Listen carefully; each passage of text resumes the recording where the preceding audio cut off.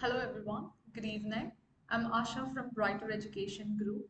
I welcome you all to today's online UCAT masterclass. So before we begin, let me just quickly tell you as to how we help students. So we help students by training them on standardized tests like UCAT, BMAT, LNAT, LSAT, GMAT, GRE, and many more. We also train students on high school core subjects like math, physics, chemistry, bio, economics, business studies, computer science, and so on. You name it, we can train you on it. And also, we provide one stop solution to university admissions consulting. And also, to top that, we have an updated digital platform which can give you any information related to any university across the globe. So, what are you waiting for? Please log on to www.gotouniversity.com. So for today's masterclass, I have decided to discuss some of the questions from decision making section. Before I begin, we all know decision making section is the only section of the UCAT that makes us a bit comfortable. Why? Because of the time.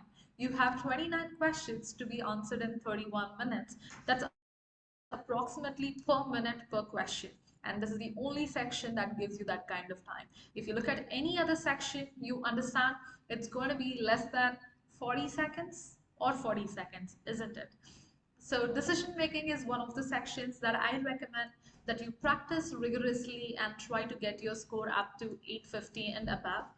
I'm not exaggerating, it's definitely doable if you can, bring consistency to your practice and also put in some significant amount of work. So anyways, let's get started with today's session with some of the decision making questions. So first we are looking at logical puzzles. These are more like math questions. What I recommend is look for these kind of questions and you should target these kind of questions first because most of these questions can be solved in 40 seconds. So that way you will be saving some time which can be used on yes no type questions because they are going to be time consuming. You can try this while I explain this question. So it says Fred has an odd number of coins. Now it's also important that you don't miss out on any piece of information because they will all be interrelated. If you miss out on one piece of information, your final answer will definitely be incorrect. So now let me just try to find a way to, write down every piece of information that we come across. So Fred has an odd number of coins. I'm writing it as O. You might, confuse this to 0. So let me just write it as odd itself. And they're saying this is the average of the number of coins that Cindy and Donna have. So Cindy plus Donna divided by 2. Why 2? Because there are two people. So when you're considering the average for two people or two values, you will divide it by 2. Mike has 8 coins. Okay, this is a new piece of information that is not related to Fred in any way so far. Aldrin has half as many coins as Mike, so it has to be 4. Cindy has more coins than Aldrin. Okay, and fewer coins than Mike. So Cindy has more than Aldrin but fewer than Mike. Or this can also be written as C is greater than 4 but less than 8. Donna has 2 more coins than Cindy. So Donna has 2 more coins than Cindy. So all the pieces of information we've gathered. Now what is the question asking us? Which of the following must be true? Must be indicates something that you can conclude after you simplify this information further. So let's see if we can simplify this further or not. I'll try to work with Cindy first because I have a definite range here starting from 4 to 8. Actually 4 and 8 are excluded. So I can say starting from 5 to 7. So I'm assuming these values for Cindy. Then what will it be for Donna? For Donna it will be 2 more than Cindy. So it's going to be 7, 8 and 9. There's also this average that we are talking about, which gives us the number of coins Fred has. So this is going to give me 7 plus 5, 12. 12 divided by 2 is 6. 8 plus 6 divided by 2, that gives you 7. 9 plus 7, 16 divided by 2 gives you 8. However, they've said Fred has an odd number of coins. So which means if Fred has 7 coins, that implies that Donna should have 8 coins and Cindy should have 6 coins. So let's just write that down in order. So Mike has 8 coins, Aldrin has 4 coins, Cindy has 6 coins, Donna has 8 coins, and Fred has 7 coins. You don't have to do this on the day of the test. I just like to, put all the information in one place once after I simplify it so that it's easier for me to answer the question. But you can just stop it here and start looking at the answers. So answer choice A says Aldrin and Donna have a total of 13 coins. They have 12 coins. That's not my answer. Cindy and Mike have the same number of coins. Cindy and Mike, no. Aldrin and Cindy have a total of 11 coins. Aldrin and Cindy, no, it's 10. So the correct answer has to be D. On the day of the test, I don't want you to validate the answer choice that you're left with, because we understand for these kind of questions, you can have only one correct answer. When you've confidently eliminated 3 answer choices, the one that you're left with has to be the right answer. Just go with it. As we are not in the test taking conditions, we can probably go ahead and validate this. Donna and Mike have the same number of coins. Donna and Mike, they have the same number of coins. That's true. So this is how you would answer. I was explaining, that's why I took a bit longer, but if you solve it on your own, trust me, you can definitely solve it under 40 seconds as far as you're going to consider all the pieces of information given in the question. It's time for us to look at the next question. I want you all to try this. I'm going to give you 30 seconds. This is a simple question again. Give it a try. 30 seconds. Clock's ticking. Come on.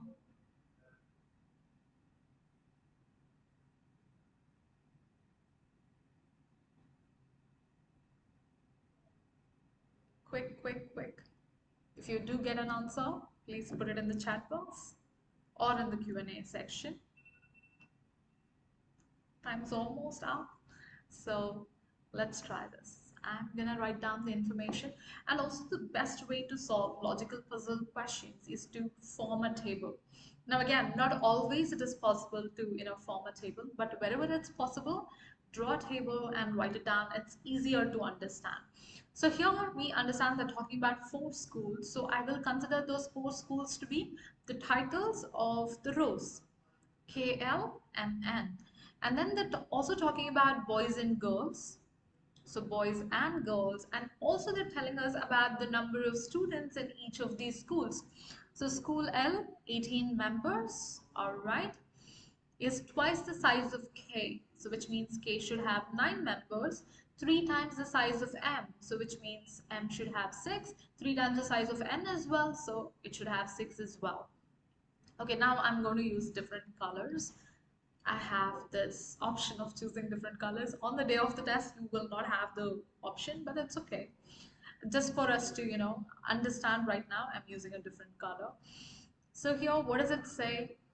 N has as many boys as K as girls. So if K has X girls, then N has X boys. All right. While M has equal girls and boys, so which means 3 boys and 3 girls. And L has as many boys as K.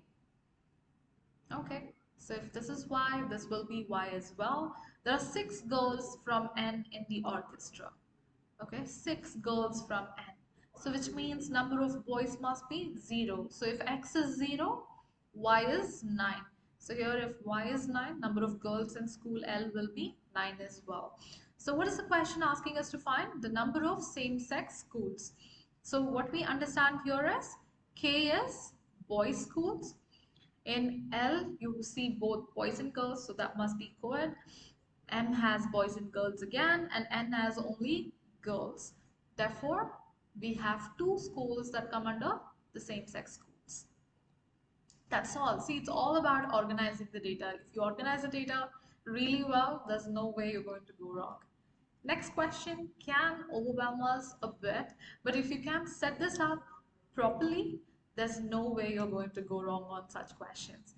So let me show you how to, set the table up. I did not intend to zoom it. Okay, now. David, Henry, John, and Sean were born in the same year. Okay. Whenever you see these nouns or the names, what you can do is you can consider the starting letter of these names as the titles of the rows. So D, H, J, S. And then their birthdays are in February, May, August, and November, not in any order. So you can put either to the left or to the right. I prefer putting it to the right.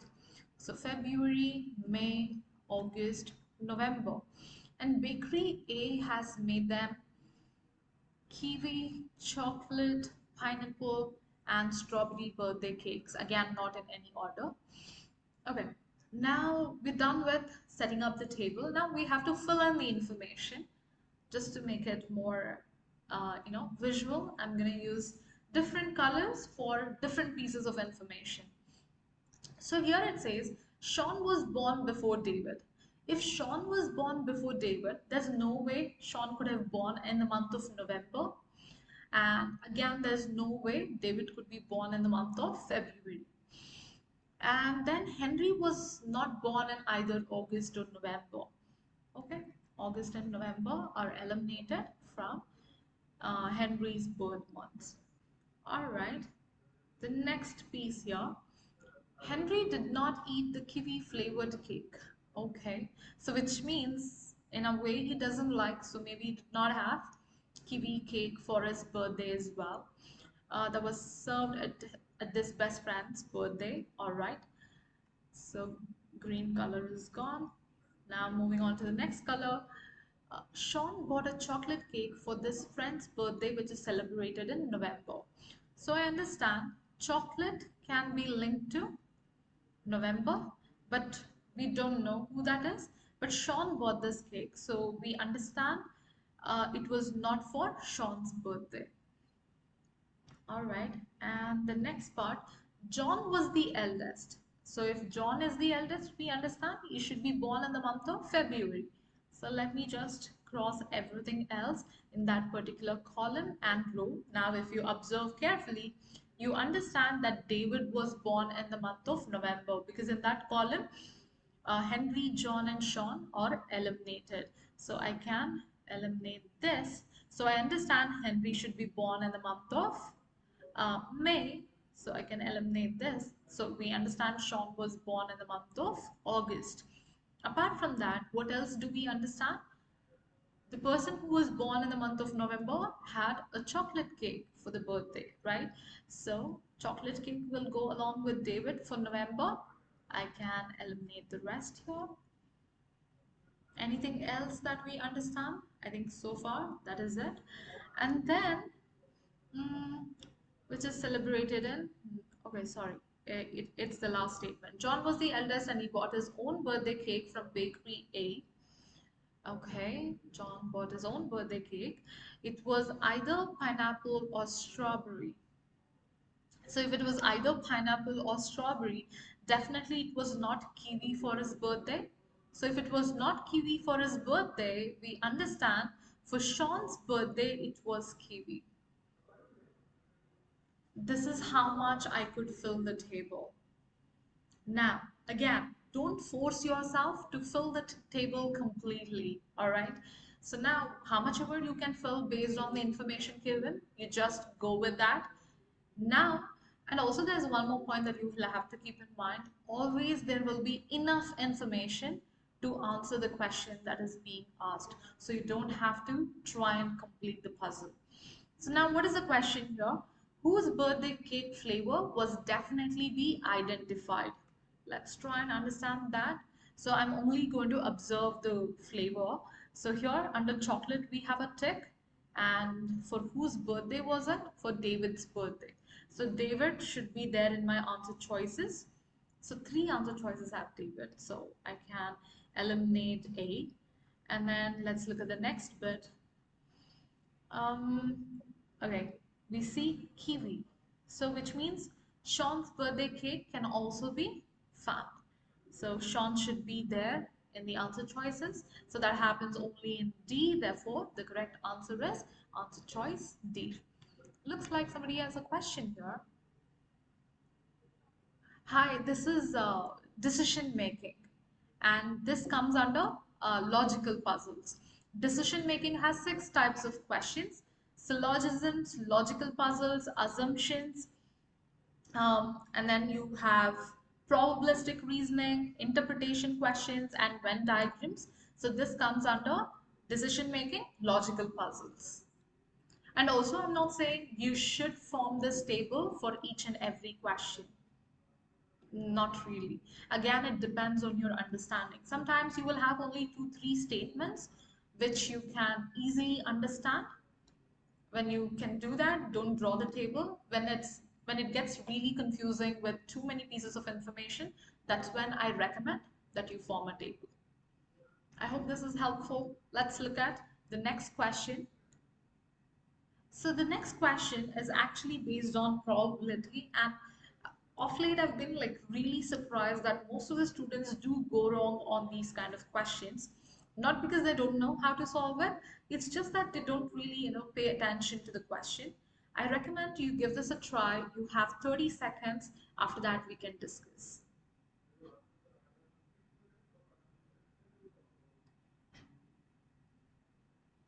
30 seconds. Time's ticking. Come on.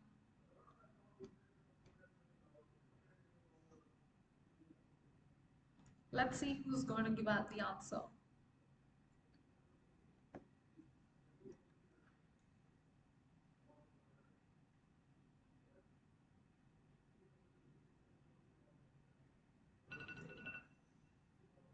All right, I don't have an answer yet. However, I'm going to explain this. Jason is playing a game with 2 dice. Okay, they're talking about dice A, which has numbers 1, 2, 3, 4, 6, 8, and dice B that has these numbers. One second, let me just underline these numbers so that we don't miss out on them. Okay, there are 2 games. What is it? Both the dice show even numbers and the person wins the game, or both show odd numbers and the person wins the game. All right. Now, what is the probability of dice A showing an even number? How many even numbers do we see here? 1, 2, 3, 4. It's basically 4 out of 6 for even. Maybe I think I should organize this better to make it clear. I can consider dice A, dice B, even, odd. So there are 4 evens and 2 odds. In dice B, what will it be? 1, 2, so 2 even, 4 odd. Now, if both of them have to show even on dice A and even on dice B, what will be the probability then? Probability will be 4 out of 6 times, whenever there is and, we multiply, and for B it will be 2 out of 6. And if we are looking at an odd number on both the dice, then on the first dice it is going to be 2 out of 6 and this multiplication, and on the second one it's going to be 4 out of 6. See, if you observe, you understand the probability of both of them showing even or both of them showing odd is one and the same, right? So now what is the question asking us here? The person who selects game 1 has a better chance of winning the game. Outright I can say no, because they have equal chance of winning. So I can eliminate A and B. If you're not sure, you can still go through the line of reasoning that's given next to these yes statements. So what is it? Dice A has a greater number of even numbers than odd numbers. That does not mean on both the dice, what do you say? The probability of it showing even is going to be more than probability of it showing odd on both the dice, isn't it? Because they're just talking about one particular dice here. It says both dice are more likely to show even numbers than odd numbers.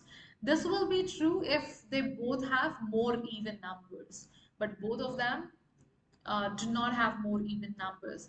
They either have 4 even numbers and 4 odd numbers, or 2 even numbers and 2 odd numbers.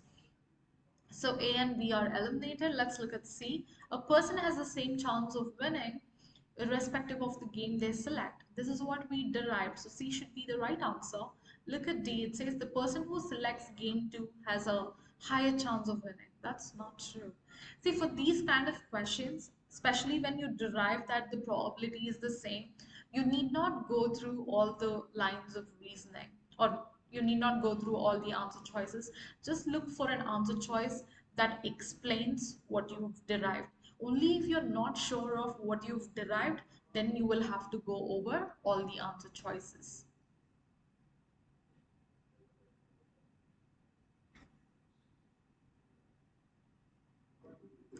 So it's time for us to try one more probability question. Here you have, come on, you have 30 seconds. Try it. We will discuss once after you try it. Guys, come on.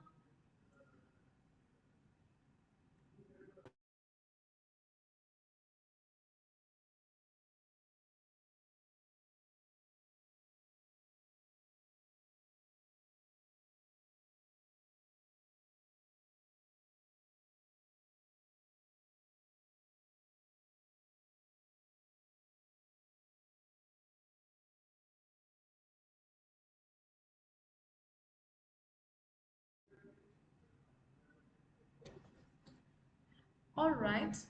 So let's try and understand this question. What does it say?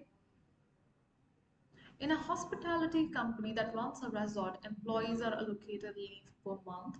The resort is open throughout the year. Number of days of leave allocated per month to Salma, Meera, and Ricky, who work in the same department, are 4, 6, and 5, respectively. All of the employees have to take leave on different dates. So, which means no two people can be off from work on the same day. So just for us to understand this easily, what I'm going to do, I'm going to consider during the first or during the beginning of the month is when they are taking these leaves. Even though it works the other way around, I'm just going to make that assumption so that it's easier for us to understand this. So now let's say first 4 days of the month Salma is off. Next 6 days, Mira is off. And next 5 days, Ricky is off from work. So, overall, how many days are they off from work? So, it's going to be 15 days. So, in these 15 days, any day you pick, you will have only two people working, isn't it? So if I pick any day in the first 4 days, Mira and Ricky will be working. If I pick any one day during these 6 days while Mira is off, Salma and Ricky will be working. And if I pick any one day during the last 5 days where Ricky is off, then Salma and Mira will be working. So for these 15 days, on any day you will find two employees working out of the three employees. Now, what does the question say here? Is there more than a 50% probability that a guest will meet all three employees on any given day of a month? More than 50% probability. So now we've got to think in terms of number of days available in a month. So let's start from the least number of days. I can consider that as either 28 or 29. 29 when there is leap year, otherwise it's 28. So I'll stick to 28. That's the month of February. So when there are 28 days, we understand the number of days where all three employees will be available will be 13 out of 28, which is less than 50%. Now let's consider the months where you have 30 days. So when you consider 30 days, we understand number of days where all three employees will be available will be 15 out of 30, which is equal to 50%. And then there are also months with 31 days. So when I go with months with 31 days, I understand number of days where all three employees will be available will be 16 out of 31 days. That represents greater than 50%. Now, we understand this greater than 50% probability works when a month has more than 30 days. This is what we'll have to look for. It's asking us, is there a more than 50% probability? Yes, there is more than 50% probability only during the months where there are more than 30 days. See, it says yes, but only in the months with 31 days. Answer should be A. Let's look at the other answer choices as well, as we are not under test taking conditions. There is more than a 50% probability in all months. That's not true. Few have less than 50%, few have equal to 50%, and few have greater than 50%. So B is not my answer. The probability in most months is less than 50%. In fact, the probability in most months is 50% or more. And D says no guest will only ever meet two employees on any given day of a month. That's not true, isn't it? There are 13 days, 15 days, and 16 days on which the guest will meet three employees. So the correct answer is D. Oh, sorry, not D, A. So we just have to eliminate answer choice D. So this is how you're going to work with. See, I wrote everything here, but you don't have to write everything. Once you get the understanding that if there are 31 days, the number of days where all three employees will be is going to be 16 out of 31. You understand the probability is greater than 50%. Just keeping that in mind, straight away go with answer choice E. This question, in fact, can be solved under 30 seconds.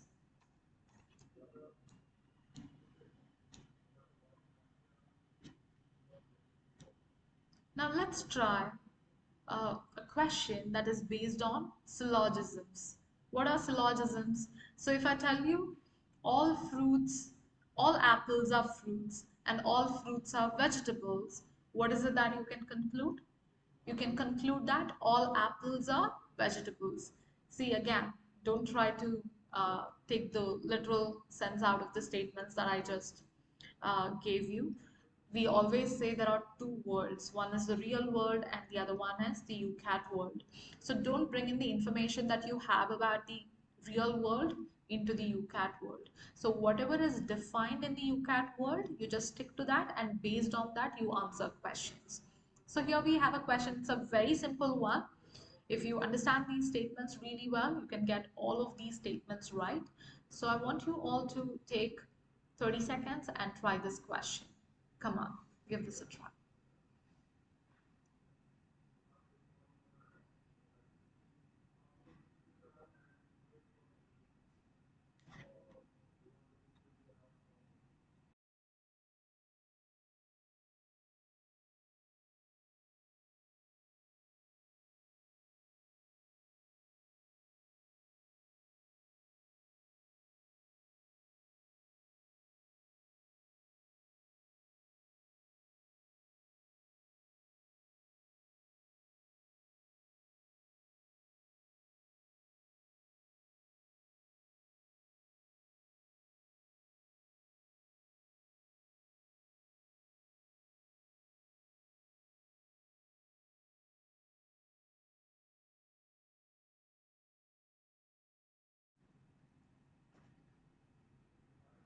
Anyone has an answer?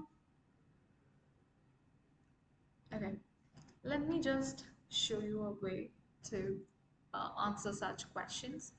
So it says not all. The minute you come across not all, you just strike that off and replace that with some, because it's easier to understand some. So we're saying some people present at the conference were lawyers, but all the lawyers at the conference were businessmen. So all the lawyers at the conference were businessmen, and some lawyers were not authors. So which means some lawyers were authors. Now this will be my diagram. I'm going to solely rely on this diagram. I'm not going to go back to the statements. So now if I rely on this, let's see if I can answer all the questions or not. So first one says at least one author at the conference was also a businessman. One author at the conference was also a businessman. This portion, it's a yes. Coming to the second one, before that, let me just erase this. Some businessmen at the conference were both lawyers and authors. Both lawyers and authors. That's very much true. So that's going to be a yes. And then all the businessmen at the conference were either lawyers or authors. Now, if you just observe this portion here, See, these are businessmen who are either lawyers or authors. But it says all of them are either lawyers or authors. So this has to be a no. Let me just erase these bits here. All right. Not all the businessmen at the conference who were lawyers were authors. So now again, not all, confusion. We can say some businessmen at the conference who were lawyers were authors. Who were lawyers were authors? It's a yes. All the authors at the conference who were businessmen were also lawyers. Now observe this portion. These are authors that are businessmen, but they're not lawyers. So this has to be a no. And also it says all extreme. So just observe the diagram and based on that you answer the question. So this is how we are going to answer. Just translate the given statements to Venn diagram and then you answer the statements. It will be a lot easier. And also one tip, what I give you here is about 8 questions are going to be yes, no statement style questions on the decision making.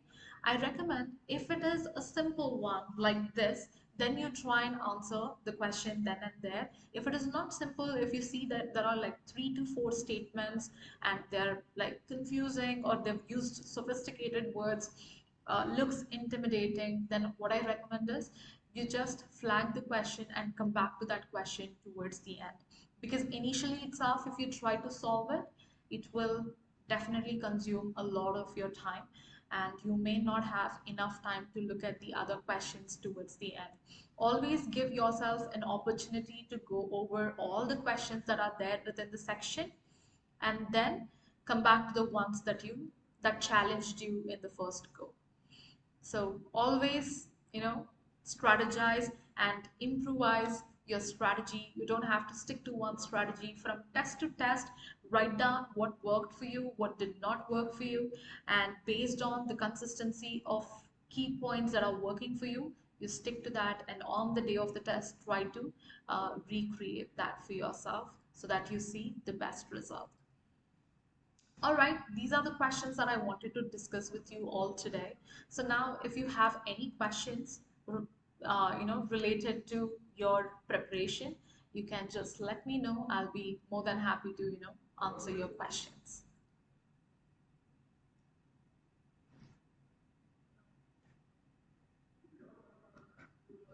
All right, at this point, you may not have any questions, but at a later stage, if you have a question, what you can do is you can just write to us. As you can see, there are 2 email IDs that I'm displaying. So if you are from UAE or any other country, you can just write to Sarah. So Sarah at GoToUniversity.com. And if you're from India, you can also contact Mr. Varun Iyer at GoToUniversity.com. So I wish you all the best and keep this in mind for UCAT. Consistency is the key. So make sure you're practicing on a daily basis.